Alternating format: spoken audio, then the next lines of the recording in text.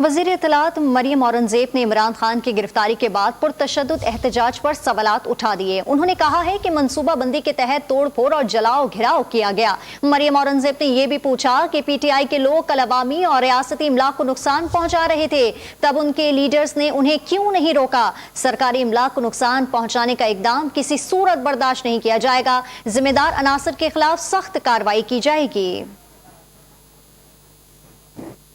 मरियम औरंगज़ेब ने कहा है कि इमरान खान की गिरफ्तारी के बाद पुरतशद्दुद एहतजाज पर सवालात उठा दिए। उन्होंने कहा कि मनसूबाबंदी के तहत तोड़ फोड़ और जलाओ घिराव किया गया है। PTI रहनुमाओं ने अपने कारकुनान को तशद्दुद से क्यों नहीं रोका, ऐसा कहना था वज़ीर इत्तलात मरियम औरंगज़ेब का।